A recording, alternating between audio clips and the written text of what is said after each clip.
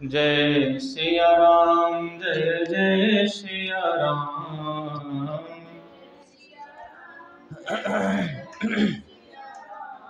जय सिया राम, जय जय सिया राम।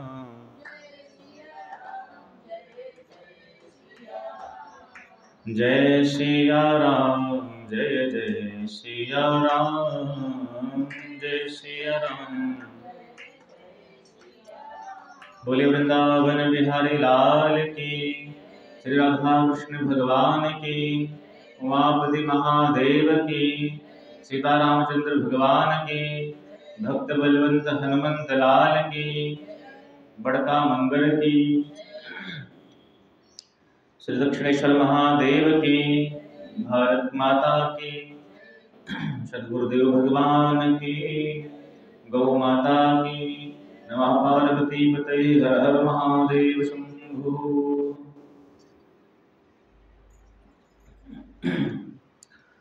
अकारण करुणा बड़ वाले भक्त वांछा कल्पतरु तड़ंकित वृंदिक पीतांबरधारी श्री बालकृष्ण लाल की वांगमय प्रतिमूर्ति शब्दमय प्रतिमूर्ति श्रीमद् भागवत महापुराण।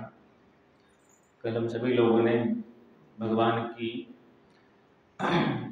ने वृंदावन में मिट्टी खा करके मैया को अपने मुख में ही सारे ब्रह्मांड का दर्शन कराया था। उसके बाद भगवान अपनी ही माया के द्वारा मैया का जो एक भगवान का प्रभुत्व देखा, माने कि हमारे प्रभु तो जो है साक्षात भगवान है, ब्रह्मांडपति हैं। तो भगवान ने अपनी माया से ही उस ब्रह्मांडपति वाली जो बुद्धि थी उसको हर लिया और माता के हृदय में वात्सल्य से प्रकट हो गया। जैसे श्री राम जी महाराज ने जब माता कौशल्या ने जो है पकवान बनाया बढ़िया ठाकुर जी को भोग लगाने के लिए, तो गोस्वामी जी लिखते हैं कि यहाँ वहाँ दो बालक देखे। भगवान श्री राम को माता कौशल्या ने सुला दिया था और ठाकुर जी के पास जब भोग लेकर के गए तो क्या देखते हैं कि राम जी बैठ के लड्डू का भोग लगा रहे हैं ठाकुर जी के सामने बैठ के। अब मैया ने देखा तो बुद्धि पगला गई, हे भगवान इनको मैं सुला के आ रही हूँ, बैठ के यहाँ भोग लगा रहे हैं। फिर दौड़ के गई तो देखती हैं पालने में सो रहे हैं। मंदिर में आती है देखती है भगवान भोग लगा रहे हैं। अब सोच रहे हैं कि ये कौन है, जो सो रहा है वो सच है कि जो यहाँ लड्डू खा रहा है वो सच है। इतने में भगवान ने मुस्कुरा दिया, और जब भगवान मुस्कुरा दिए तो उसी मुस्कुराहट वाले भगवान में से विराट प्रभु प्रकट हो गए। रघुनाथ जी चतुर्भुज लेकर के माता कौशल्या को दर्शन दिया है। और गोस्वामी जी लिखते हैं कि देख रावा माते प्रभु अद्भुत रूप अखंड, अखंड रूप दिखाया है भगवान ने। और कैसा रूप है, बोले रोम रोम प्रतिराज हूँ कोटि कोटि ब्रह्मांड। भगवान के एक एक रोम में करोड़ों करोड़ों ब्रह्मांड दिखाई पड़ रहे हैं। माता कौशल्या ने देखा तो हाथ जोड़ के प्रार्थना करने लगी कि स्तुति करीना जाय भय माना, जगत पिता कर सुत में जाना। जगत पिता को मैंने अपना पुत्र बनाया है। तब भगवान ने कहा मैया इस रहस्य देखो, कौशल्या माता में और यशोदा मैया में कितने अंतर है। कौशल्या मैया राम जी के वास्तविक स्वरूप से परिचित हैं। ये कौन है, साक्षात ब्रह्म है, मेरे पुत्र के रूप में आए हैं। इसलिए राम जी ने स्पष्ट कहा अब जने कहूँ कहे सुन माई। इस रूप को देख तो लिया लेकिन किसी से कहना नहीं इस चीज को। तो कौशल्या माता ने कहा जब कहना ही नहीं था तो दिखाया क्यों रूप में। तो भगवान ने कहा क्योंकि आपने वरदान मांगा था ना कि स्वयं गति स्वयं सुख स्वयं भगति, स्वयं प्रभु आपका जो भक्ति है वही गति वही विवेक हमको प्रदान करना ज्ञान का।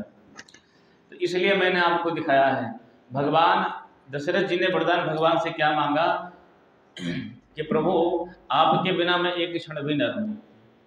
भले संसार चाहे मुझे मूढ़ कहे, पुत्र मोह में फंसा हुआ व्यक्ति कहे, कोई बात नहीं है, पर जैसे मछली बिना पानी के रह नहीं सकती है, सांप बिना मणि के नहीं रह सकता है, उसी तरह से हे ठाकुर जी हमारा जीवन आपके ही अधीन हो। ये दशरथ जी भी तो आपको देख के और मरे भी तो आपके ही वियोग में मरे। ये वरदान मांगा था दशरथ जी महाराज ने, तो उनको गति दी, वही हाल भया। छठे दिन लौट करके जब सुमंत जी आए थे तो राम जी के वियोग में ही दशरथ जी का प्राणांत हो गया था। लेकिन कौशल्या माता ने कहा था कि मुझे प्रभु आपका जो विवेक है वो विवेक मुझे बना रहना चाहिए, वो विवेक मेरा नष्ट ना हो।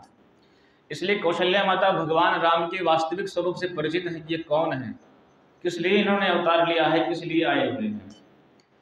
लेकिन माता जो यशोदा मैया हैं, वो जब भगवान ने अपने गोपाल जी ने उनको अपने वास्तविक स्वरूप से परिचय कराया तो तुरंत भगवान ने माया का पर्दा डाल दिया कि कहीं मैया सच में भगवान मान ली तो वही हाल होगा कि पूजा कैसे करते ठाकुर जी की। इसलिए भगवान ने अपनी माया का पर्दा डाल करके अपनी भगवत्ता को छुपा लिया।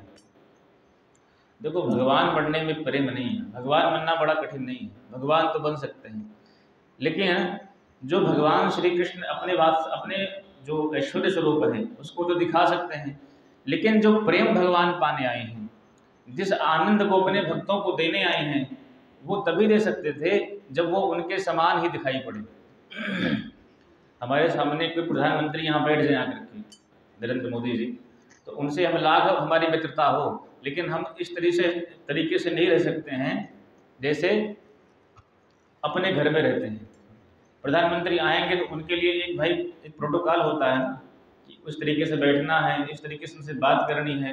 और वही प्रधानमंत्री माने घर के हों, घर में पहुंच गए तब जैसे मन कहा वैसे खेलो, जैसे मन किया वैसे उनके साथ में रहिए, बात कीजिए, सब कुछ कीजिए।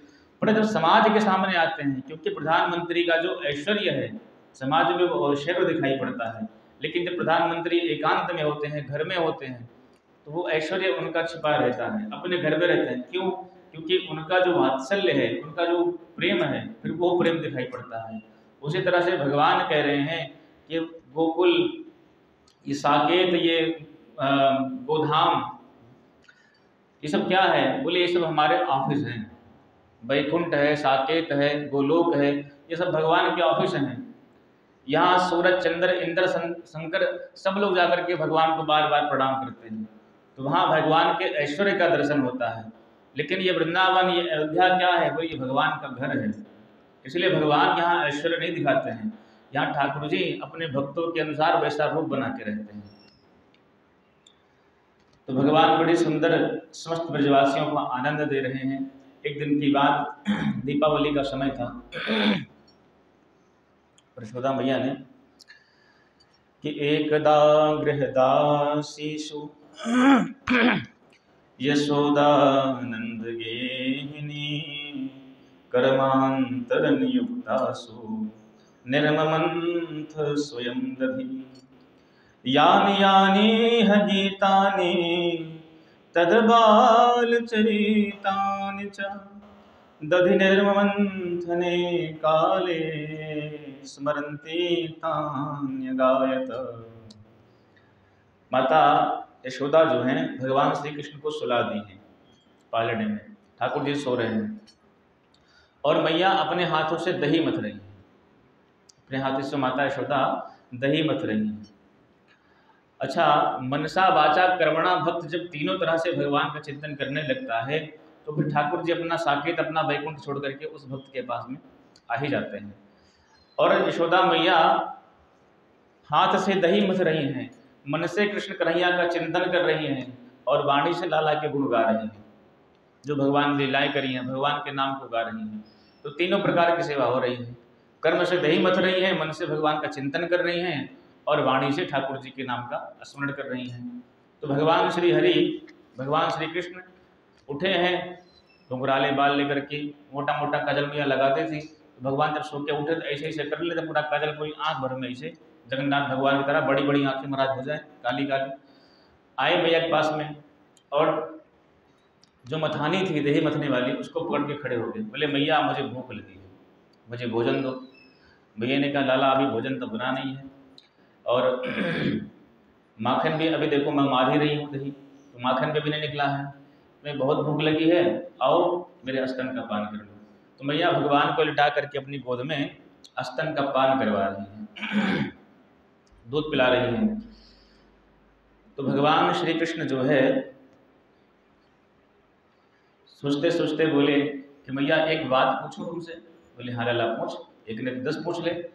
बोले भैया ये बताओ आपको दूध प्रिय है कि पूत? भैया ने कहा ये भी कोई पूछने की बात है, मुझे मेरा कन्हैया प्रिय है, दूध थोड़ी प्रिय है।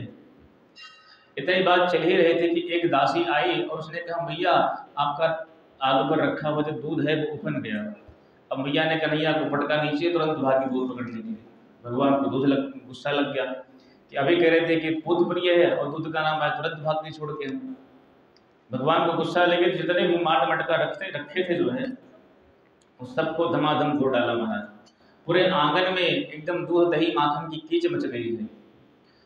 जब धम धम आवाज सुनी तो सो अब डर भी गए कि मैया मारेगी भी। तो भगवान श्री कृष्ण झूठे के आंसू लगा करके रोने लगे, और मैया ने आकर के देखा तो क्रोध से लाल हो गई, और लेके छड़ी मैया ने दौड़ लगाई महाराज भगवान के पीछे। बोले तू बहुत दुष्ट हो गया है, आज गोपियों की बात पे भरोसा हो गया।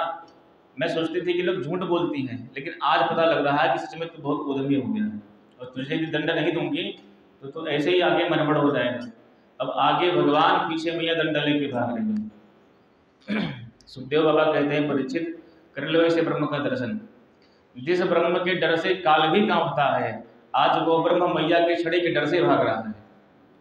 अब भगवान भाग रहे हैं, मैया पकड़ने के लिए दौड़ी है, पूरे आंगन में दौड़ डाली, पर मैया पकड़ नहीं पाई भगवान को। मैया बोली देख कन्हैया मेरे पास में आ जा, नहीं तो इतना मारूंगी बुद्धि से हो जाएगी। भगवान ने कहा इसीलिए तो नहीं आ रहा हूँ, मारूंगी। तो बोले कैसे आओगे? बोले मैया छड़ी फेंक दो तब आऊँगा। अच्छा, तो मैया ने कहा छड़ी फेंक दूँ? बोले हाँ। तो भगवान ने कहा अच्छा मालूम करोगे क्या मुझे बुला करके? भैया ने कहा तेरी पूजा करूंगी। तो आ तो सही। अच्छा मैया पूजा करोगी? हाँ भैया पूजा करेंगे। तो डंडा लेके थोड़ी पूजा होती है, डंडा फेंक दो तब आ जाएंगे। मैया ने छड़ी फेंक दी और फिर भगवान माता सीता के पास में आ गए। तो मैया ने हाथ पकड़ी, चल आज तेरी ऐसी पूजा करूंगा जिंदगी भर तुझे याद रखेगा। इतना उद्यमी हो गया, मेरे ददिया सास के जमाने की माट मटका रखे थे सबको धो डाला तुमने, बुद्धि नहीं करी तुम्हारे। अब भगवान तो रो गया, मैया छोड़ दे, मैया छोड़ दे।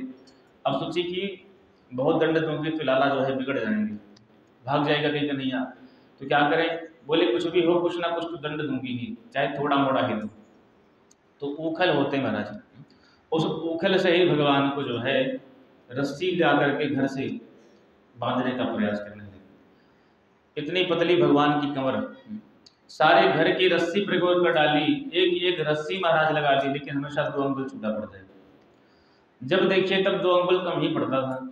अब मैया सोचे हे भगवान, इस पतली सी कमर में कितनी रस्सी लग रही है इसकी। जब भी सोचती हूँ बांधने के लिए तब जो है 2 अंगुल कम पड़ जाता है। और जब मैया बांध बांध के थक गई तब भगवान जो है अपनी कृपा से भगवान ने स्वयं उस बंधन को स्वीकार कर लिया है। सुखदेव जी कहते हैं तदपि द्विअंगुलम न्यूनम ये दत्तात बंधन, 2 अंगुल हमेशा कम पड़ जाता था। संत जन कहते हैं ये 2 अंगुल काहे की कमी है? कहते हैं भैया एक जीव का पुरुषार्थ और दूसरा भगवान की कृपा। भगवान को हम अपने ज्ञान के बल पर बांधना चाहें, भगवान को अपनी भक्ति के बल पर बांधना चाहें तो संभव नहीं है, अपने कर्म के बल पर बांधना चाहें तो संभव नहीं है। तो भगवान बांधते कैसे हैं? बोले भगवान तो जो है, जो जीव है भगवान की तरफ पुरुषार्थ करे उनको पाने के लिए, और भगवान की कृपा उसमें समाहित हो जाए, तभी जाकर के भगवत प्राप्ति होती है, तभी भगवान भक्त के प्रेम में बनते हैं। जब तक देखिए हम कितना पुरुषार्थ करेंगे, 100% अपना दे डाले, लेकिन जब तक उनकी कृपा ना हो तब तक संभव नहीं है कि हमें भगवत प्राप्ति हो सके। और यही बात समाज में, संसार में भी लागू होती है। हम कितने भी बड़े कर्म कांडी हो, कितना भी कर्म करते, कितने बड़े पुरुषार्थी हो महाराज, लेकिन यदि भगवान कर्म करते रहे, भगवान की याद नहीं किया तो भगवान की कृपा होने वाली नहीं है। इसलिए कर्म के साथ साथ भगवत कृपा अति आवश्यक है। बिना उनकी कृपा के कोई काम बनता नहीं है। परिश्रम करे कोई कितना भी चाहे, पर कृपा के बिना काम बनता नहीं है। बिना कृपा के काम नहीं बनता समाज का, संसार का। इसलिए कृपा भगवान के अति आवश्यक है, और जीव का कर्म भी अति आवश्यक है। भगवान ने बंधन स्वीकार कर लिया मैया का। मैया ने कहा तुम इतने दुष्ट हो गए हो, ये पड़े रहो। भगवान रोते रहे, मैया खोल दो, मैया खोल दो, पर माता ने सुना नहीं और मैया चली गई। अब भगवान विचार करने लगे कि यहाँ खड़े खड़े क्या करेंगे। तो भगवान उसी उखल को खसकाते खसकाते ले आए, तो उनके आंगन में 2 वृक्ष खड़े थे यमलार्जुन के। उन वृक्षों में जोर से धक्का मारा महाराज, तो दोनों वृक्ष धड़ाम से गिर पड़े, और उन दोनों वृक्षों में से 2 दिव्य महापुरुष प्रकट हो गए हैं। और उन दोनों ने बड़ा सुंदर जो है भगवान का स्तुति करी है। ये नलकुबर और मणिग्रीव हैं, ये कुबेर के पुत्र थे। एक बार देवर्षि नारद के समक्ष ये नंगे स्नान कर रहे थे महाराज, जलाशय में नदी के अंदर खड़े होकर निर्वस्त्र स्नान कर रहे थे। नारद जी को देखा तो उनको शर्म भी नहीं आई, स्नान करते रहे। नारद जी ने कहा, रे मूर्खों, तुम लोग जो है इतना तुम्हें शौर नहीं है, अपने पिता के धन के अहंकार में मद में इतने चूर हो गए हो कि तुम्हें इतना भी शौर नहीं है कि जल में स्नान कैसे करना चाहिए। तुम्हें बहुत नंगा होने का शौक है ना, जाओ मैं श्राप देता हूँ, तुम लोग वृक्ष बन जाओ, ऐसे नंगे खड़े रहो, सर्दी गर्मी बरसात जाड़ा सब सहते रहो इसे। तब बार बार प्रणाम करने बोले, महाराज हमने तो बस ऐसे ही आपको देखा था, अब क्षमा करें। तब उन्होंने कहा, ठीक है, द्वापर युग में भगवान श्री कृष्ण जब आएंगे तब तुम्हारा कल्याण हो जाएगा। शास्त्र कहते हैं कि किसी भी जलाशय में निर्वस्त्र स्नान नहीं करना चाहिए। एक कारण तो ये होता है कि जो जल के देवता महाराज वरुण हैं उनका अपमान होता है, और दूसरी बात यह है कि हम निर्वस्त्र होकर के स्नान करने पहुंच गए किसी भी जलाशय में और हमारे कपड़े बाहर रखे हैं, कोई मंचला उठा के ले गया, तब बाहर निकलना मुश्किल है। कब तक रहोगे पानी में, निकलना पड़ेगा बाहर, तो क्या नंगे निकलोगे? इसलिए जलाशय में निर्वस्त्र स्नान करना बहुत ही हानिकारक है, शास्त्र विरुद्ध है। वो जो श्रापित थे नारद जी के श्राप से, आज वो नलकुबर और मणिग्रीव वृक्ष बन के खड़े थे नंद बाबा के महल में।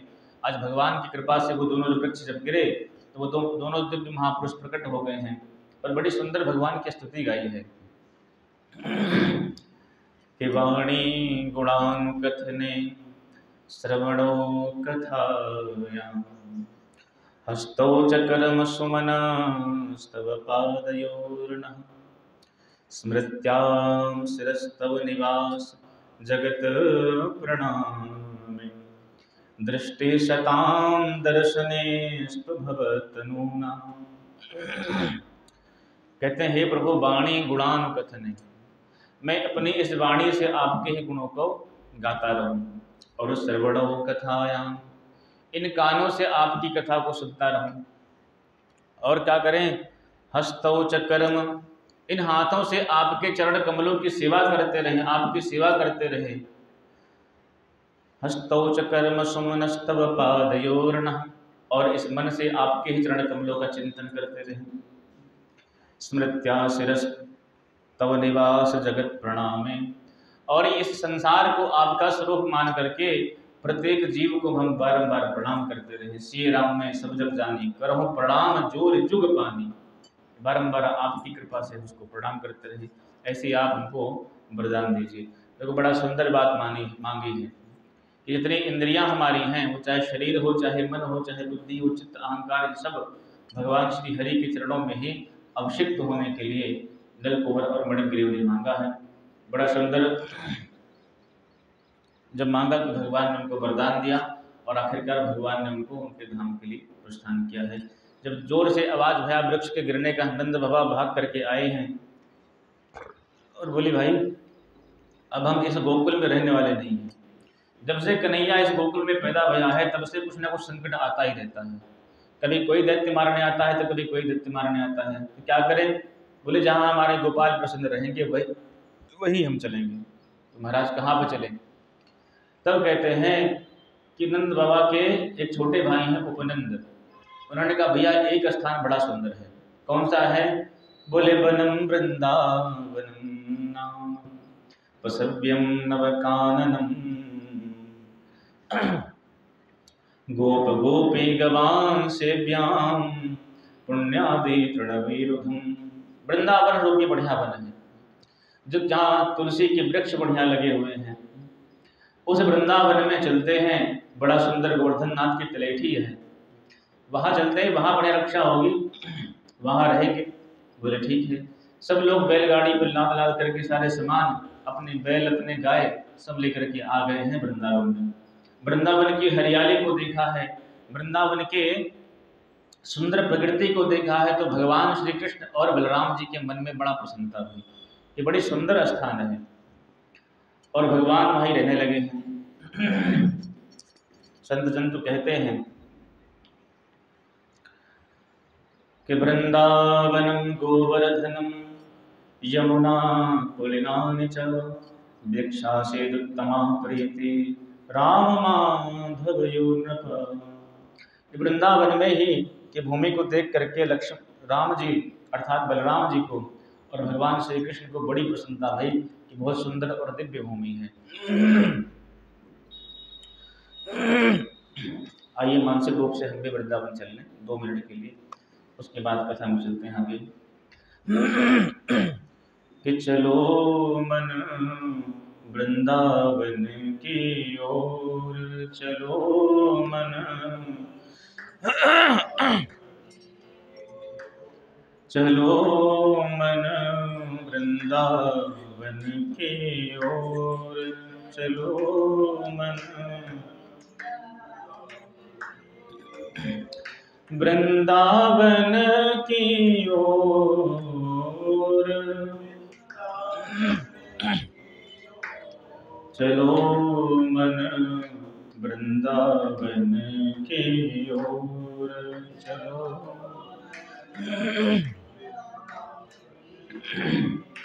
जहाँ विराजत राधा रानी, जहाँ विराजत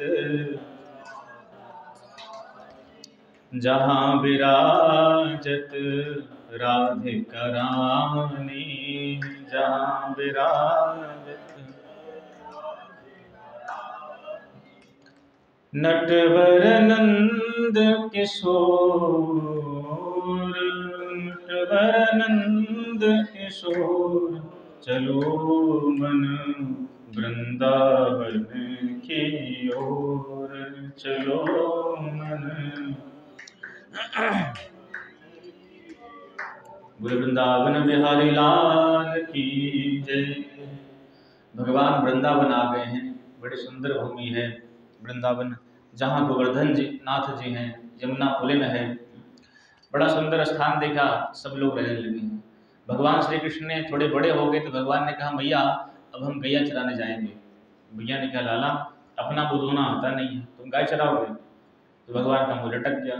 तो मैया ने कहा कि ऐसी बात है, मुँह मत लटकाओ, अभी गाय नहीं तो ये छोटे छोटे बछड़ा है ना, इन्हें को जाके चराया करो।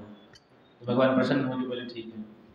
सारे भगवान के मित्र मंडली जो है मिल करके जितने बछड़े हैं छोटे छोटे, उन सबको चराने का काम करते हैं भगवान। आज भगवान गए हैं, इन बछड़ों के मध्य में ही एक वत्सासुर नाम का बछड़ा बना दैत्य आ गया है। भगवान ने उसके पीछे के पैर को तोड़ करके पटक दिया है और उसका भी गोविंदाय नमः हो गया है। बोल भक्तवत्सल भगवान की। एक पूतना का भाई था बकासुर। जब उसने सुना कि कृष्ण ने मेरी बहन का वध कर दिया है तो भगवान से बदला लेने के लिए इसके मन में बड़ी खुंदस मची हुई थी। आज भगवान श्री कृष्ण बड़े प्रेम से बछड़ों को चला रहे थे तो ये जो है बगुला बन के जमुना जी किनारे मुंह फैला के खड़ा था। जैसे भगवान पहुंचे तैसे भगवान को दप से रख के मुंह में अंदर कर लिया महाराज पेट में। सारे ब्रजवासी घबराने लगे कि ये भगवान अब क्या होगा, इसने तो भगवान को खा लिया, गोपाल को ही अंदर कर लिया। लेकिन भगवान अंदर जाते ही अपने शरीर को इतना गर्म कर लिया कि उसको लगा कि मैंने कोई कृष्ण किसी बालक को नहीं खाया है, किसी आग के गोले को खा लिया है। तुरंत मुंह फैलाया तो भगवान फिर प्रकट हो गए हैं बाहर, और भगवान ने अब की बार उसकी चोंच को तोड़ करके फाड़ दिया है और उसका भी कल्याण कर दिया है। बोल भक्तवत्सल भगवान की। भगवान अपने मित्रों के संग में आते हैं और भगवान ने कहा कि चलो भाई हम आंख मिचौने का खेल खेलते हैं, हम छुपते हैं, तुम लोग छुपो, हम तुमको ढूंढेंगे। बोले हाँ कन्हैया ये बढ़िया रहेगा। अब भगवान तो भैया छुपे हुए हैं, सारे मित्र सोच रहे कहाँ छिपा जाए। तो एक अघासुर नाम का दैत्य अजगर के रूप में आकर के मुंह फैला के बैठा हुआ था। सारे ब्रजवासी ने इस अजगर के मुख को देखा तो सोचे कि ये बढ़िया गुफा है। उनको इतना पता नहीं था कि ये सांप का मुख है, इतना विशाल था वो, लगा कि बढ़िया गुफा है, क्या बोलते हैं सांप के समान है माफिक। तो बोले चलो भैया इसी में चलते हैं, कन्हैया ढूंढते रहेंगे, इसी में चलते हैं अंदर। अच्छा सांप की तो जीभ होती है ना, 2 होती है, एक नहीं होती है, और जीभ बड़ी मुलायम थी, बड़े ही वैसे थे। तो लोगों ने कहा क्यों भैया इसकी जीभ तो बड़ी मुलायम है। लोगों ने कहा भैया हमारे वृंदावन के महात्माओं के बड़े घाट हैं, भगवान ने ऐसी व्यवस्था कर रखी है कि किसी महात्मा के चरणों में कांटा भी ना गड़े, इसलिए बढ़िया मुलायम कर रखी है भूमि। और जो उसके दांत थे बड़े बड़े, बोले सो तो बात ठीक है, लेकिन दांत दिखाई पड़ रहे, देखो खूंटी। बोले ये खूंटी लगे हुए हैं कि कोई व्यक्ति अंदर तपस्या करने जाए तो अपना सामान इस खूंटी में टांग दे तब जाए अंदर।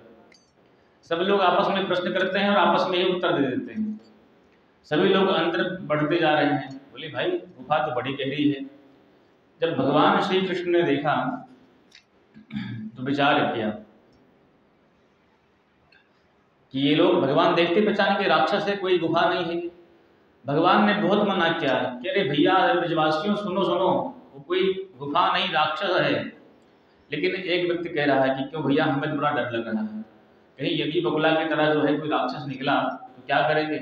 ब्रजवासी कहते हैं कि यदि कोई राक्षस होगा तो होगा, हमारे कन्हैया ने जैसे बकासुर का वध कर दिया, उस बगुले का उद्धार कर दिया, वैसे ही इस राक्षस का भी कल्याण कर देंगे, इसको भी मार देंगे, इसलिए हमें डरने की कोई आवश्यकता नहीं है, तुम तो चलते चलो। भगवान श्री हरि कहते हैं इतना विश्वास जब किसी भक्त को मेरे ऊपर जाता है तो वो भक्त मेरा यदि पाप के मुख में भी चला गया तो मैं उसको अंदर जाकर के निकाल लेता हूँ। अघ माने पाप, जो पापों का सुर है वही तो अघासुर है। इसलिए भगवान बारंबार पुकारते हैं ब्रजवासियों अंदर मत जाओ, कोई गुफा नहीं, सांप है, राक्षस है। लेकिन किसी ब्रजवासी ने नहीं सुनी। जब वो प्रवेश कर गए सारे ब्रजवासी अंदर, तो भगवान ने कहा हमारी प्रतिज्ञा है, ये था माम प्रबद्धन्ते तांस्तस्यो भजाम्यहम्, जो व्यक्ति मुझे जिस भाव से भजता है मैं उसकी उसी प्रकार से रक्षा करता हूँ। तो ब्रजवासी सर्वस्व अपना हमें मानते हैं, यदि इनकी रक्षा करने में नहीं जाऊँगा तो मेरा जो है कृष्ण स्वरूप बेकार हो जाएगा। तो भगवान ने अपने भक्तों की रक्षा के लिए उस अघासुर के मुख में भगवान भी प्रवेश कर गए। और जैसे ही उस अघासुर ने सोचा कि अब कन्हैया भी अंदर आ गए हैं, तुरंत उसने मुख अपना बंद कर लिया। अच्छा, सांप के अंदर से जब उसने मुख बंद किया तो इतनी भयंकर दुर्गंध आई कि सारे ब्रजवासी उस दुर्गंध को सूंघ करके सब बेहोश हो गए। लेकिन एक भगवान सोचने लगे कि कैसे करें। भगवान ने उसके पेट के अंदर ही अपने शरीर को बढ़ाया है, और जहाँ सांप सांस लेता है, ब्रह्मरंध्र जहाँ होता है सांपों का, भगवान उस छिद्र को जाकर के बंद कर दिए। और जब उस छिद्र को बंद कर दिए, बढ़ाया अंदर ही अंदर, और उसका ब्रह्म छिद्र फट गया है और उसके शरीर से ज्योति निकली है, भगवान में समाहित हो गई है। श्री परीक्षित जी कहते हैं महाराज ये भी, इसका भी कल्याण कर दिया भगवान ने। बोले अरे भैया, जो व्यक्ति पूतना भगवान को मारने आई थी तो उसका तो कल्याण कर ही दिया, ये तो अपने पेट में धर के भगवान को मर रहा है, तो इसकी मुक्ति क्यों नहीं होगी, इसलिए उसका भी कल्याण कर दिया है।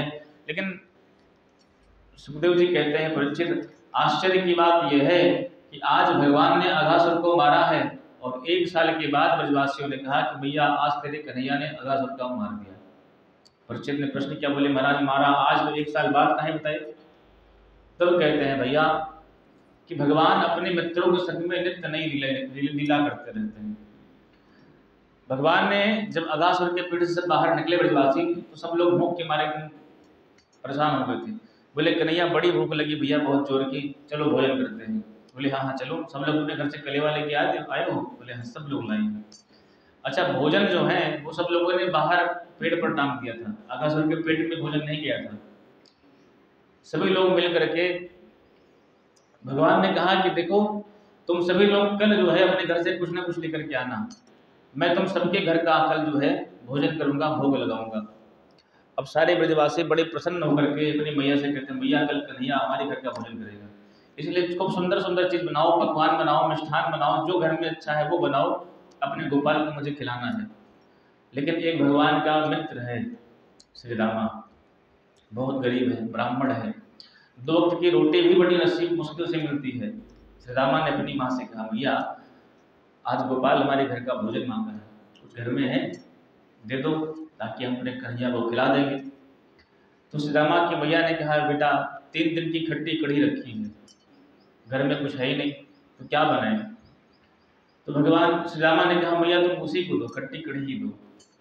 श्री रामा खट्टी कढ़ी लेकर के आ रहे थे, सारी मित्र मंडली इकट्ठा होकर के बैठी थी। तो भगवान ने कहा श्री दामा नहीं दिख रहा, कहीं कहाँ गया श्री दामा।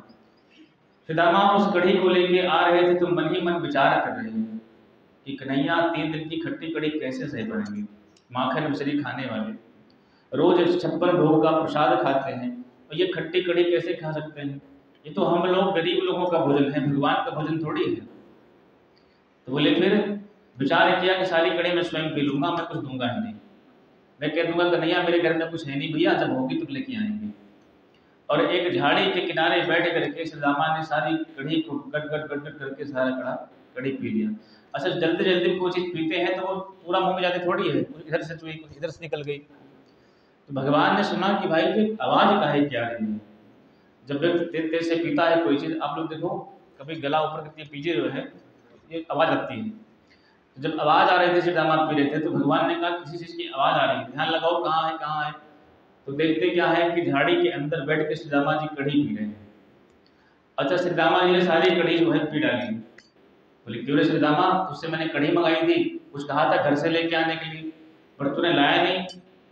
सुदामा बोले प्रभु क्या बताएं गोपाल, 3 दिन की खट्टी कढ़ी थी, हमने सोचा तुम खा नहीं पाओगे तो मैंने स्वयं पी लिया है, फिर कभी जो है लेके आएंगे।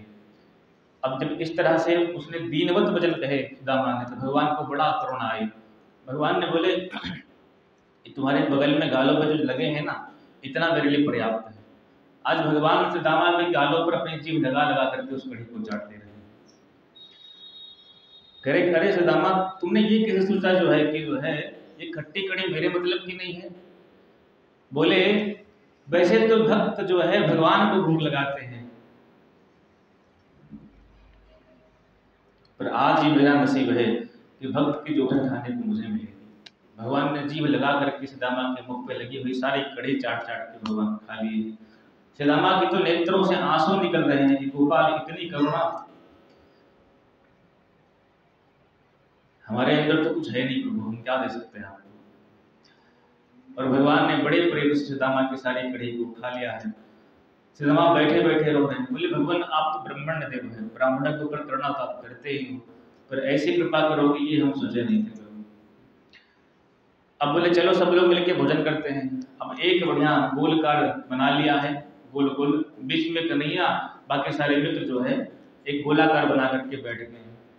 अब भगवान जो है सब मित्रों से ले लेकर के भोजन कर रहे हैं। किसी के हाथ से जो है कोई अपने घर से अचार लेके आया है, तो कोई लड्डू लेके आया है, तो कोई मेवा लेके आया है, कोई मिश्री लेके आया है। जिसके घर जो था वो सब लेकर के आए हैं। बोले कन्हैया तुम मेरी रोटी खा के देख कितना सुंदर लग रहा है। अब भगवान अपने मित्रों के मुख के जूठन को खा रहे हैं। हर तरह से ठाकुर जी अपने मित्रों को सुख दे रहे हैं। किसी के मुख के लड्डू को छीन के खा ले रहे हैं, किसी के हाथ का जूठन खा ले रहे हैं, तो किसी को अपने मुख का जूठन खिला दे रहे हैं। ये सारा दृश्य देवता लोग ऊपर से खड़े खड़े देख रहे हैं। बोले देखो देखो, वो समस्त यज्ञों का भोक्ता नारायण, जो बड़े बड़े देवता लोग, बड़े बड़े ऋषि मुनि ज्ञानी मुनिंद्र बुलाते हैं भगवान को भोग लगाने के लिए। नाभ्यासिदंतरिक्षशिष्णु देवसमवर्तत पदभ्याम भूमृतसा सर्वत्राधा लोकान अकल्पयन्। इन मंत्रों से भोग लगाते हैं पर भगवान पाने आते नहीं हैं। और आज वही परमात्मा जो है इन मित्रों के मुख से जूठन खा रहा है, मांग मांग के खा रहा है। ऐसा लग रहा है न जाने कितने दिन का जो है भूखा हो। लेकिन देवताओं के मन में तो भगवान की इस लीला को देख के उनके मन में प्रेम जागा, लेकिन ब्रह्मा जी की खोपड़ी जो है खराब हो गई। बोले भला ये कोई भगवान है? विधाता है ना, विधि निषेध भी रखते हैं दिमाग में कि क्या कैसे करना चाहिए। ब्रह्मा जी ने कहा कि कोई भगवान नहीं है, लेकिन सोचे हैं कि गर्भ स्तुति के समय हम भी वंदना करने गए थे। फिर मन में विचार कर रहे हैं ये कोई और है, भगवान हुआ नहीं है, तो क्या करें। बोले परीक्षा लेनी चाहिए। बताओ, भगवान की परीक्षा ले रहे हैं ब्रह्मा जी, तो कैसे करें। बोले एक काम करते हैं, इनके जो बछड़े हैं ना उनको मैं चुरा लेता हूँ। यदि भगवान होंगे तो क्षमा मांग लूंगा, और कोई बालक होगा रोएगा तो लाके दे दूंगा। ब्रह्मा जी ने सारे बछड़े जो है चुरा लिए महाराज। अब कन्हैया किधर भोजन कर रहे हैं। सारे मित्र लोग बोले अरे कन्हैया भोजन ही करते रहोगे कि बछड़ों को भी देखोगे। भगवान बोले तुम लोग भोजन करो, मैं अभी आता हूँ। अब भगवान गए बछड़ों को देखने के लिए, वहां देखते हैं तो एको बछड़ा नहीं महाराज। बोले एकाध तो हो गायब हो जाए बात चलता है, लेकिन जहाँ लाखों बछड़े हैं वो सब गायब हो गए कैसे। तो भगवान ने सोचा कि ये तो कोई विचित्र बात लगती है। फिर भगवान लौट के अपने मित्र मंडली के पास आए तो देखते हैं मित्र मंडली भी गायब। अब भगवान की बुद्धि चकराई कि किसी दैत्य की माया तो नहीं है। जब भगवान ने ध्यान लगाया तब सोचे ओ हो, ब्रह्मा जी की खोपड़ी की करामात है सब, ये हमारी परीक्षा ले रहे हो, चलो ठीक है। तो भगवान ने ही ब्रह्मा जी को जो है जैसे देखिए, कोई व्यक्ति जिस चीज़ का ज्ञाता होता है ना, उसको उसी चीज़ में प्रास्त करना पड़ता है। कोई व्यक्ति संगीत का ज्ञानी हो तो उसको संगीत में ही प्रास्त करोगे, तब आपकी विद्या को वो स्वीकार करेगा। भगवान ने कहा कि तुम जो है सृष्टि बनाते हो, विधाता बने बैठे हो, तो तुमको मैं केवल मटेरियल देता हूँ बनाने के लिए, बाकी प्राण तो मैं स्वयं डालता हूँ उसके अंदर। लेकिन मैं तुमसे कहता हूँ कि तुम विधाता हो तो तुमसे बढ़िया सृष्टि करके हम दिखाएंगे। जितने जितने बछड़े थे भगवान लेकर के चुराने आए थे, जितने भगवान के मित्र थे, वो सब भगवान स्वयं बन गए। और बने ही नहीं हैं, वो वस्त्र भी भगवान बन गए। वो स्वभाव जो उन बछड़ों का, उन गोपबालों का था, भगवान के मित्रों का, वैसा स्वभाव, वैसा वस्त्र, जहाँ तक कि लाठी डंडा सब भगवान बन गए। और बन करके 1 साल तक भगवान जो है सबके मध्य में घूमते रहे और इस रहस्य को कोई जान भी न पाया। लेकिन एक दिन जो है श्री बलराम जी को शंका हो गई कि आजकल ऐसा लग रहा है कि वृंदावन में प्रेम की बाढ़ आ गई है। गैया 10 किलोमीटर दूर रहती हैं तो तब से ही उनके स्तनों से दूध बहने लगता है। ऐसी कौन सी बात है भाई? जब ध्यान लगा करके देखा बलराम जी ने, तब क्या देखते हैं कि प्रत्येक बछड़े में, प्रत्येक ब्रजवासी में भगवान कृष्ण ही दिखाई पड़ रहे हैं। तब भगवान के पास में आए, बोले प्रभु ये क्या लीला है? पहले हम ध्यान लगा के देखते थे तो कोई न कोई संत महात्मा दिखाई पड़ता था, लेकिन इसमें सब आप ही दिखाई पड़ रहे हो। तब भगवान ने कहा, दाऊ जी ये सब ब्रह्मा जी की करामात है। ब्रह्मा जी ने हमारे बच्चों को चुरा लिया है, बछड़ों को, हमारे ब्रजवासियों को, तो 1 साल से मैं खुद ही बन के डोल रहा हूँ। बोले ऐसी बात है? बोले हाँ। देखो एक बार ना ब्रह्मा जी को जो है अहंकार हो गया कि एक दिन की छुट्टी मुझे मिलती नहीं है, और अब मैं भगवान से कहूंगा कि मुझे छुट्टी चाहिए। सृष्टि कर करके परेशान, अब हमको जो है इस पद से जो है कुछ दिन के लिए छुट्टी चाहिए। तो क्या करें? बोले जो है न कोई महत्व है मेरा, ना कुछ है, अब जाऊंगा मैं इस पद से इस्तीफा दे दूंगा भगवान के सामने। और भगवान तो समझ गए कि इनके मन के अंदर अहंकार आ गया है, ऐसा लग रहा है कि मेरे बिना काम इनका चलता ही नहीं है। ब्रह्मा जी के मन में ये आया, यदि हम ना होते दुनिया बनाता कौन? और सबसे बड़े जो है यही बन के बैठे हुए हैं, तुम्हारी कोई पूजा नहीं होती है, और सब कुछ करता धरता हम ही हैं। तो ब्रह्मा जी ने विचार किया, तो मैं इस पद से जो है ब्रह्मा के पद से इस्तीफा दे देता हूँ। भगवान के पास में गए, बोले प्रभु अब हमें कुछ दिन के लिए छुट्टी चाहिए, अब मैं अपने पद से इस्तीफा देता हूँ। तो भगवान ने नाटक किया, बोले ब्रह्मा जी आपके बिना कैसे काम चलेगा? आप तो सर्वे सर्वा हो, सब कुछ करने वाले आप ही हो, आप चले जाओगे तो कैसे चलेगा? बोले भगवान कुछ भी हो, पर मेरी इच्छा नहीं है काम करने का। भगवान ने कहा ठीक है भाई, छुट्टी चाहते हो तो जाओ लेके, पर तुम्हारे बिना काम चलेगा नहीं। अब ब्रह्मा जी ने मन में, भगवान ने और गर्व डाल दिया, सोच रहे, देखा हम सही सोच रहे थे कि मेरे बिना काम नहीं चलेगा इनका, आखिर में खुद कह रहे हैं कि तुम्हारे बिना काम नहीं चलेगा। ब्रह्मा जी तो जा रहे हैं, अब देखते क्या है कि हजारों लाइन लगी हुई है महाराज, ऊँट पे चढ़ चढ़ करके लोगों की हजारों लाइन लगी हुई है। अब सब लोग ऊँट पे चढ़ के वैकुंठ की तरफ जा रहे हैं। ब्रह्मा जी ने देखा रास्ते पर, और सब जो है 4 मुख 4 हाथ वाले। ब्रह्मा जी को बड़ा आश्चर्य लगा, इनसे पूछा, ए भैया कहाँ जा रहे हो? बोले समय नहीं है, बाद में बात करेंगे। सबसे पूछा कोई बताए ही ना, जिससे पूछे वही कहे समय नहीं है, बात करेंगे। सब लोगों को पता लगा। अंत में जो सबसे आखिरी में था उससे पूछा, बोले सुन भैया एक बार बता दो कहाँ जा रहे हो सब लोग, इतनी भीड़ कहाँ जा रही है ऊँटों पर चढ़ करके? तब उस व्यक्ति ने कहा कि देखो भैया हम भी ब्रह्मा ही हैं, और अभी अभी हमको पता लगा है कि एक ब्रह्मा ने अपने पद से इस्तीफा दिया है, तो हम सब इंटरव्यू देने जा रहे हैं भगवान के पास में ताकि हमारा सिलेक्शन हो जाए। तब ब्रह्मा जी ने कहा, हे भगवान 1000 तो ऐसे खड़े हैं, हम तो खामे खा अभिमान लेके जा रहे थे। फिर लौट के भगवान के पास में आ गए। भगवान ने कहा क्या बात है, आप तो छुट्टी लेके गए थे? बोले प्रभु क्षमा करना, हम समझ गए सब कि हम हो चाहे ना हो फिर भी आप काम करवा ही लोगे, हमारे होने से मतलब नहीं है। करतुम अन्यथा करतुम समर्थ ईश्वर, सब करने वाले आप हो। तो ऐसे ब्रह्मा जी को जब ये अहंकार हो गया भगवान है कि कौन है, तो भगवान ने स्वयं ब्रह्मा जी को दिखाया, भाई कि तुम्हें सृष्टि नहीं कर सकते हो, हम भी सृष्टि कर सकते हैं। तब जो है ब्रह्मा जी ने विचार किया 1 साल के बाद, चलो देखें भाई क्या पता ब्रजवासी रो रहे हों। जब यहाँ आके देखते हैं तो सारे बछड़े साढ़े ब्रजवासी भगवान के साथ खेल रहे हैं, वही लीला फिर चल रही है। ब्रह्मा जी देखे तो उनकी बुद्धि चकरा गई, ये भगवान ये तो यहाँ है, हम तो ऊपर छोड़ के आए थे। ऊपर गए, देखे बच्चे और सारे बछड़े वहाँ सो रहे हैं, नीचे आए तो देखे यहाँ खेल रहे हैं। तब समझ गए कि हमने गलती कर दी, भगवान की परीक्षा हमने ली, ऐसा करना नहीं चाहिए था। फिर ब्रह्मा जी ने आए 1 साल के बाद, भगवान श्री हरि के चरणों में, भगवान गोपाल जी के चरणों में प्रणाम किया है। बोले प्रभु क्षमा करें, हमसे बहुत बड़ी गलती हो गई।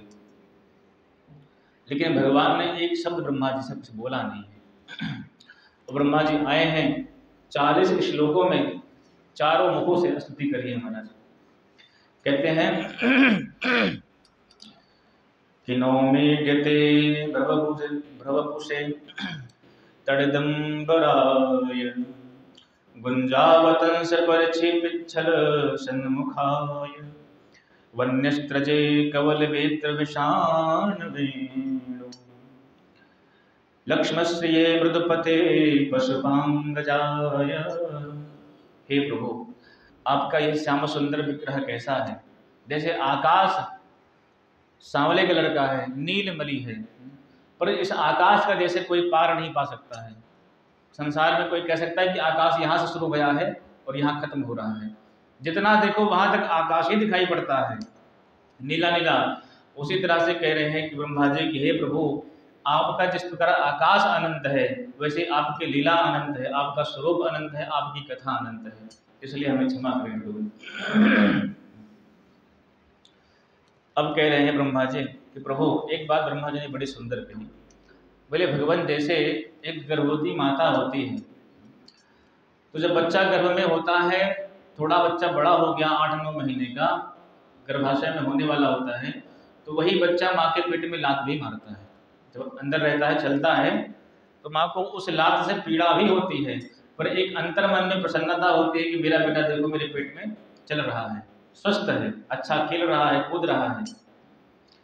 तो जैसे पेट में गर्भस्थ शिशु की लात को मैया को कष्ट तो होता है, पर अंदर में आनंद आता है कि मेरा ही बच्चा है, मुझे लात मार रहा है, बड़ा अच्छा लग रहा है, उस दर्द में उसको आनंद की अनुभूति होती है। उसी तरह ब्रह्मा जी कहते हैं, हे प्रभु, सारा ब्रह्मांड, हम समस्त चराचर जीव जगत सब आपके उदरस्त है। तो मान लीजिए हमसे कोई गलती हो ही गई, तो हम सब आपके बालक हैं, भगवान हमें क्षमा करें।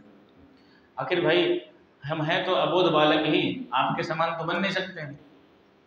इसलिए हमने आपके मोह में आकर के, आपकी माया में फंस के जो कुछ गलती करी है, ठाकुर जी आप क्षमा करें, हमें अपने श्री चरणों से दूर न करें। भगवान कुछ नहीं बोले, एक शब्द नहीं बोले भगवान। लेकिन फिर ब्रह्मा जी ने विचार किया कि भगवान की स्तुति बहुत करो, भगवान ना बोले तो भगवान के जो संत हैं, भगवान के जो भक्त हैं, उनकी प्रशंसा करने लोगों, तो ठाकुर जी प्रसन्न हो जाते हैं। जैसे किसी मैया कि हम खूब प्रशंसा करें, पर मैया या कोई व्यक्ति हो वो प्रसन्न ना हो, लेकिन उसी मैया के सामने उसके बेटे की प्रशंसा करें, उनके पुत्रों की प्रशंसा करें कि आपके बेटे बड़े संस्कारी हैं भैया, इतना गुण, इतने संस्कारवान तुमने जिंदगी में लड़के देखे नहीं आज तक, तो मैया प्रसन्न हो जाती है, माता पिता दोनों खुश जाते हैं। तो मानो भगवान तो हैं सबके पिता और संत जो हैं भगवान के पुत्र हैं। तो इसलिए ब्रह्मा जी ने विचार किया कि इन संतों की वंदना करो, इन ब्रजवासियों की वंदना करो, तो क्या पता ठाकुर जी प्रसन्न हो जाएंगे। तब भगवान ने, फिर ब्रह्मा जी ने उन ब्रजवासियों की प्रशंसा करी है कि अहो भाग्यम, अहो भाग्यम, नंद गोप ब्रजौ कसाम, यन मित्रम परमानंदम, पूर्णम ब्रह्म सनातनम।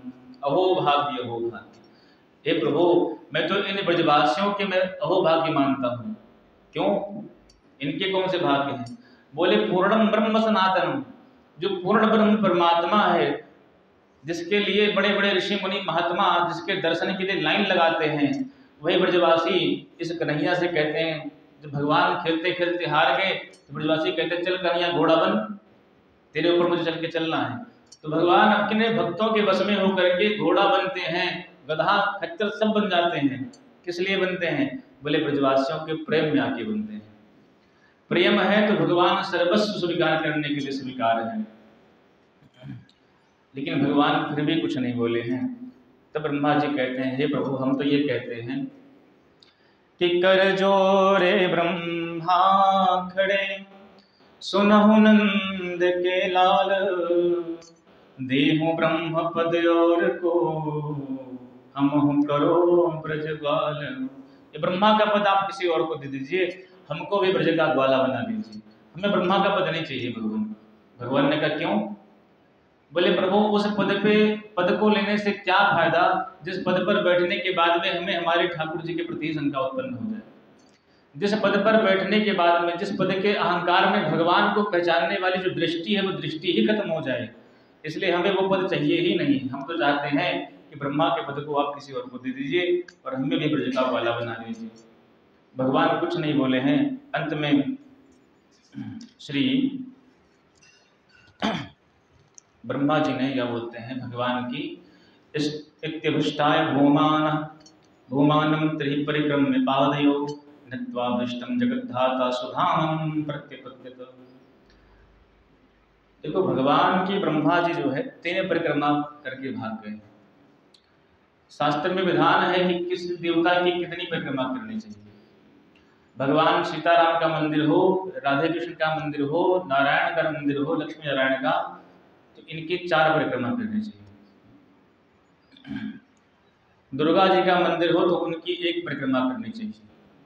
सूर्य नारायण का मंदिर हो तो उनकी 7 परिक्रमा करनी चाहिए। और गणेश जी का मंदिर हो तो उनकी 3 परिक्रमा करनी चाहिए। ये शास्त्र विधान है। ब्रह्मा जी तो शास्त्र की ज्ञाता हैं, इन्होंने कैसे गलती कर दी? क्या गलती करी? बोले इत्यभिष्टाय भूमानम त्रि परिक्रम्य पादयो, 3 परिक्रमा करी। तो बोले 3 परिक्रमा काहे कर दी?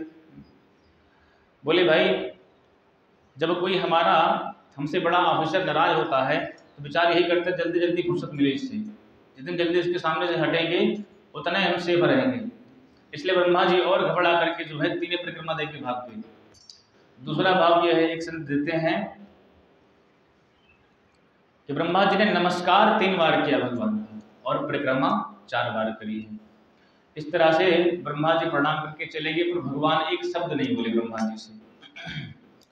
अब भगवान तनिक बड़े हो गए हैं तो मैया के पास में आए और बोले मैया अब हमारी इच्छा होती है कि हम जो है गाय चराने जाएं, क्योंकि अब हम बड़े हो गए हैं। मैया ने बढ़िया मुहूर्त निकलवाया है। गोपाष्टमी के दिन, दीपावली की जो अष्टमी पड़ती है दीपावली के बाद में, उसी को बोलते हैं गोपाष्टमी। उस दिन मैया ने ब्राह्मणों को बुला करके बढ़िया स्वस्ति वाचन करवाया है और बड़े प्रेम से जो है भगवान गौ चराने के लिए निकले हैं। बोलो गोपाल भगवान की जय हो। अब भगवान को गाय चराने के लिए गए। एक वन है वृंदावन में जिसको ताल वन कहते हैं। उस ताल वन में एक राक्षस है धेनुकासुर नाम का, जो गधा बन के घूमता रहता है। पर उस ताल वन में इतने सुंदर सुंदर वृक्ष लगे हैं फलों के कि उस फल को कोई उस गधे के डर के मारे खा नहीं पाता है। सभी लोगों ने कहा कि बलराम जी से कहा कि बलराम जी हमने कन्हैया के चमत्कार खूब देखे हैं पर आपके चमत्कार कभी नहीं देखे हैं, बस खाली नाम ही बलराम है, आपका कभी बल देखा ही नहीं, कितना बल है। तो बोले ठीक है हम बल दिखाते हैं, बताओ क्या देखना है, किसको क्या करना है। बोले कुछ करना नहीं है, बस आप ये जो वृक्ष की जो बगिया है ताल वन है, इस वन से बढ़िया बढ़िया जो फल हैं उसको खिलवा दीजिए, बस मान जाऊंगा आपके बल को। बोले अभी चलो अभी खिलाते तुम लोगों को। बोले सुनो महाराज इसमें एक दैत्य रहता है गधे के रूप में, धेनुकासुर नाम का। बोले कोई बात नहीं किसी को भी आने दो। श्री बलराम जी महाराज गए हैं, पूरे वृक्ष को पकड़ के हिला दिया है, धमाधम जहाँ फल गिरने शुरू हुए धेनुकासुर महाराज मारने के लिए आ गया।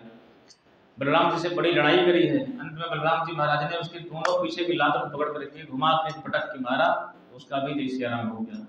बोले वृंदावन बिहारी लाल की जय। अब तो सारे ब्रजवासियों ने बड़े प्रेम से महाराज दबा दबा के फल खाए हैं और अपने घर पर भी उठा के ले आए हैं। और आज आते ही घर पर भगवान श्री कृष्ण ने माता यशोदा से कहा मैया आज तो दाऊ भैया ने बड़ा कमाल कर दिया। अब बलराम जी ने सोचा कि कन्हैया कहेंगे कि इन्होंने राक्षस मारा। तो भैया ने कहा क्या कमाल किया भाई बताओ जरा।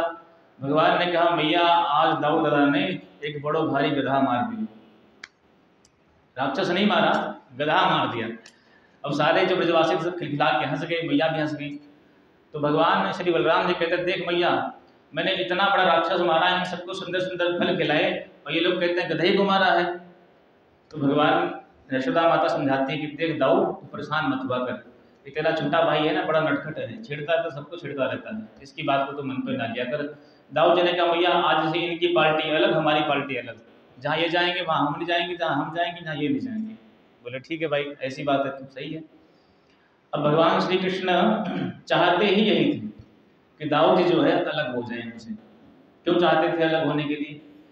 देखो, भगवान ने वृंदावन की प्रकृति की तो शुद्धि कर दी है, पर अभी जल की शुद्धि नहीं हुई है। जल किससे दूषित है? काली नाग से। तो भगवान मारेंगे काली नाग और दाऊद जी हैं शेष नाग, तो बिरादरी का असर तो पड़ेगा, तो बुरा लगेगा इनको। इसलिए विचार किए कि इनको जो है अलग कर दे, तभी ये लीला कर पाएंगे। ये साथ में रहेंगे तो उतना आनंद नहीं, फिलहाल रोकेंगे तो नहीं, लेकिन अंतर मन में कष्ट तो होगा। इसलिए भगवान ने दाऊद जी को छेड़ करके उनको अलग कर दिया। अब भगवान जो है उस यमुना जल को देखा है और गेंद के बहाने भगवान जो है यमुना जल में प्रविष्ट हो गए हैं। नाग पत्नियों ने, देखिए हम पिछले संडे को जो है इस पर विस्तार से चर्चा हमने करी थी, जो लोग आए होंगे सुने होंगे, लेकिन अब 5 मिनट है, लेकिन 5 जो होता है सारा गर्भित आप सुन लीजिए 5 मिनट में। तो भगवान वृंदावन के जो यमुना जी हैं उसमें प्रवेश हो गए हैं। नाग पत्नियों ने भगवान का दर्शन किया। बोली बहन, आज से पहले बहुत सुंदर सुंदर लोग आए, लेकिन इतना सुंदर हमने आज तक नहीं देखा। भगवान से कहते कि लला, तेरी बड़े सौभाग्य, तेरी भाग्य बड़े उच्च हैं। क्यों? मेरे स्वामी अभी सो रहे हैं, तो तू ऐसा कर कि तू अभी जो है निकल जा। भगवान ने तेज से बोले कि तुम अपने स्वामी से डरवा रही उनको, हम तो उसी से मिलने आए हैं, जगा दो अपने स्वामी को। इतना सुनते ही काली नाग महाराज पुकार भरते हुए खड़ा हो गया और मार झपट्टा भगवान के शरीर से लिपट गया है। सर्प का एक नाम है भोगी। क्या नाम है? भोगी। जिसके शरीर से लगता है उसका प्राण को लेके ही छोड़ता है, और भोगी के शरीर से कोई योगी ही बच सकता है। तो भगवान श्री कृष्ण तो योगेश्वरेश्वर है, इसलिए भगवान ने अपने शरीर को फैलाया तो जहाँ बंधन ढीला भया तुरंत भगवान चढ़ के उसके फंड पर बैठ गए हैं। भगवान ने बड़ा सुंदर तांडव नृत्य किया है उसके फन पर। 101 फनों को नाच नाच करके जो है रक्त रंजित कर दिया है भगवान ने। और अंत में नाग पत्नियों ने बड़ी प्रशंसा करी भगवान की, प्रभु आपने बड़ी कृपा करी, हमारे पति के ऊपर आपने अपने चरणों की छाप लगा दी है। भगवान ने कहा इसमें कौन सी कृपा तुम्हें दिखाई पड़ती है? हमने तुम्हारे पति के फनों पर नाच नाच करके रक्त रंजित कर दिया और तुम कहते बड़ी कृपा है, कौन सी कृपा है? तो नाग पत्नियों ने कहा भगवान शंकर ने जो है इतनी तपस्या करी तो भी आपने अपने चरण नहीं दिए, केवल चरणामृत दिया। राजा बलि ने त्रिलोकी का दान कर दिया, तब भी आपने चरण नहीं, केवल एक चरण उनके माथे पर रखा है। पर आज तो सबसे अधिक सौभाग्यशाली हमारे स्वामी दिख रहे हैं। न जप करना पड़ा, न तप करना पड़ा, न यज्ञ, न हवन, कुछ नहीं। राजे राजे नहीं, जबरदस्ती उनके फन पर आपने अपने चरणों की मोहर मार दी। इसलिए सबसे अधिक सौभाग्यशाली त्रिलोकी में तुम्हारे स्वामी लग रहे हैं। काली नाग भी भगवान को मनी मन प्रणाम कर रहा है, लेकिन भगवान से बहस भी करता है। ये बताइए हमारी गलती क्या थी? भगवान ने कहा तुमने मेरा जमुना हृदय जो है दूषित कर दिया, तुम्हारी गलती नहीं है। बोले प्रभु तो हमारा विष वमन करना ही गलती है। बोले हाँ यही गलती है। तो उसने कहा काली नाग ने, ये बताइए संसार को किसने बनाया है? भगवान ने कहा हमने बनाया है। तो संसार में हम सर्पों को किसने बनाया? बोले हमने बनाया। हम सर्पों के अंदर जो विषैला विष है वो किसने दिया? भगवान ने कहा वो भी हमने दिया। बोले सरकार एक बात और बताओ, हमारा जो तामसी स्वभाव है ये किसने दिया? भगवान ने कहा वो भी हमने दिया। तो बोले जो आपकी वस्तु थी वो मैं आपको ही दे रहा हूँ, अपने पास तो ले नहीं रहा हूँ। जो हमसे हमारे पास जो वस्तु है आपको वही मैं दे रहा हूँ। यदि आप भी विष की जगह अमृत भर देते तो हम भी घर घर पाले जाते, हमारी भी पूजा होती, लोग हमें भी तोता मैना की तरह पाले के रखते घर में। लेकिन आपने विष भर दिया महाराज, जहाँ कहीं जाते हैं लोग कुचल कुचल के मार डालते हैं। तुम्हारी गलती नहीं है, गलती आप ही है, जो आपने हमको दिया है वही मैं आपको दे रहा हूँ। भगवान बोले बड़ा ज्ञानी मालूम पड़ता भाई, हम भी खड़ा कर दे कटघरे में। भगवान ने कहा चलो ठीक है, तुम्हारी बात को माना मैंने, लेकिन हमने तुम्हारे रहने के लिए रमणक द्वीप बनाया है, वहाँ जाके रहो। तुम्हारे लिए मैंने एक अलग देश बना दिया है कि अपनी सारी जो है जनसंख्या को लेकर के वहीं पर रहो। अब तुम यहाँ भी रहते हो और यहाँ भी कहते हो कि हम किसी को रहने देंगे नहीं। तब कहते हैं महाराज क्या करें, स्वभाव दुष्टनाथ, ये हमारा स्वभाव है। भगवान ने कहा क्या स्वभाव है? बोले सरकार जहाँ हम अल्पसंख्यक रहते हैं वहाँ खूब दब के रहते हैं बिल के अंदर, और जहाँ बहुसंख्यक हुए फिर हमारे सामने फिर कोई टिक नहीं पाता है। या तो घर छोड़ के भाग जाओ या तो अपने प्राणों की आहुति दे दो महाराज। इसलिए हम अल्पसंख्यक होते हैं तो बिल के अंदर घुस के रहते हैं, और जहाँ बहुसंख्यक भाई तहाँ जो है सबके ऊपर प्रहार करना प्रारंभ कर देते हैं। तो भगवान ने कहा देखो भाई, हमने तुम्हारे लिए देश बनाया है, तुम यहाँ रह रहे हो, तुम हिंदुस्तान की सभ्यता को स्वीकार करके रहिए, भाईचारे के साथ रहिए। अब तुम सोचो भाई कोई चारा बना ले तो कैसे चलेगा काम, तो क्या करें? बोले सरकार वहाँ जाते हैं तो आपका गरुड़ मार देता है, क्योंकि गरुड़ ने क्या बोलते हैं, कहा था ना, ये तो डील हुई थी कि हम जो है महीने में एक सांप जो है आपके भोग के लिए, भोजन के लिए हम प्रस्थान कर देंगे, दे देंगे। लेकिन जब काली नाग ने विरोध किया तो गरुड़ जी ने वही किया। सुभरी मुनि का यहाँ श्राप लगा है, आकर के छुप के बैठा हुआ है। बोले महाराज इसलिए हम यहाँ प्राण बचा के बैठे हैं। तो भगवान ने कहा अब हमने तुम्हारे माथे पर अपने चरणों के चिन्ह मार दी है, अब तुम्हें गरुड़ जो है छुएंगे भी नहीं, तुमको तो राम राम करेंगे। अब तुम प्रेम से जाओ और रमणक दिख में रहो। कालीनाग का भगवान ने उसको रमणक दिख के लिए सब परिवार प्रस्थान कराया है। बोले काली मर्दन भगवान की जय। अब 2 मिनट में समझ लें कि यमुना कौन है, कालीनाग कौन है और भगवान कौन है। देखो यमुना जी हैं भक्ति, कृष्ण जी हैं साक्षात ब्रह्म हैं, भगवान हैं। तो यमुना रूपी भक्ति में कालीनाग है पाखंड। यमुना रूपी भक्ति में पाखंड रूपी जब कालीनाग दिखता है तो भगवान उसको मारने के लिए स्वयं उसमें प्रवेश करते हैं। भगवान कहते हैं भाई समाज में आपके पाखंड का आदर है, क्योंकि समाज के लोग पाखंड को सम्मान दे सकते हैं, पर भक्ति में पाखंड मत करो। भक्ति में पाखंड करोगे तो समाज भी दूषित होगा और भक्ति भी कमजोर हो जाएगी। इसलिए भक्ति के अंदर पाखंड अच्छा लगता नहीं है भगवान को। इसलिए भगवान ने उस यमुना जल में प्रवेश करके इस काली नाग रूपी पाखंड को निकाला है भक्ति से।